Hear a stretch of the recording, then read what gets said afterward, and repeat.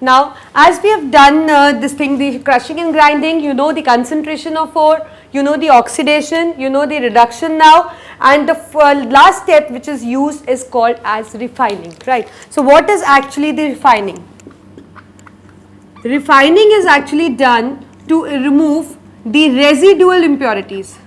Suppose after reduction we get a metal, but still that metal is not pure, it contains certain kind of residual impurities. So we can refine it, right. So that means we can remove the traces of impurities also if it is present along with the metal.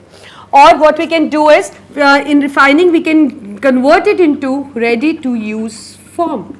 Because suppose if I need the aluminium foil, so that means I am not going to get the aluminium from the market, or I am not going to make a certain kind of sheets through it, I just need an aluminium foil. So I want that the foil should be you can say available in the market, so that I can go and just buy the foil. It is not that I have to just convert that aluminium metal into foil, which is not feasible. So that means we need a certain kind of process in which we can just convert into the ready to use form, and that can be used or picked up by the you can say the manufacturers or the industries, whichever they are, in which form they need to use that, right. So that comes under the refining. So there are various methods which are employed for the refining. One is liquefaction method, other is oxidation method, and the last is electrolytic refining, right. So what we do in liquefaction method, it is very simple method. What we do, we take an earth, a slope like this, what we will just keep the metal which is obtained as far after the reduction, and as we know it contains the impurities, the residual impurities along.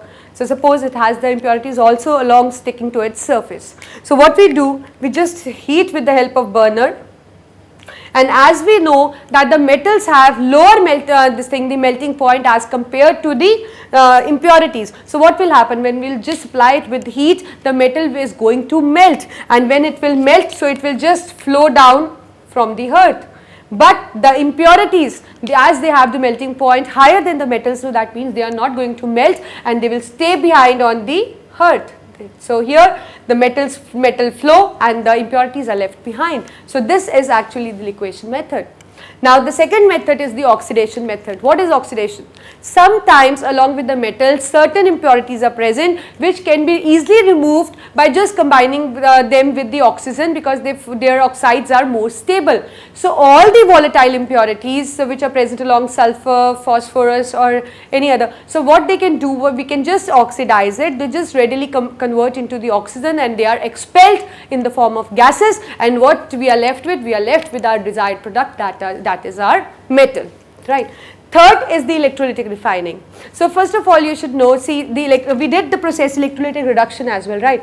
After electrolytic reduction, whenever we do electrolytic reduction, the last step is not required, because after electrolytic reduction the metal which we obtain is 99.9% pure. But still if in case the impurities persist, we can just use the method electrolytic refining, which I will be explaining you now. That is the electrolytic refining. It is again the refining, that means the removal of impurities, the residual impurities, by using the process electrolysis. It also serves as one of the application of the electrolysis. So just look at the board, I am explaining electrolytic refining.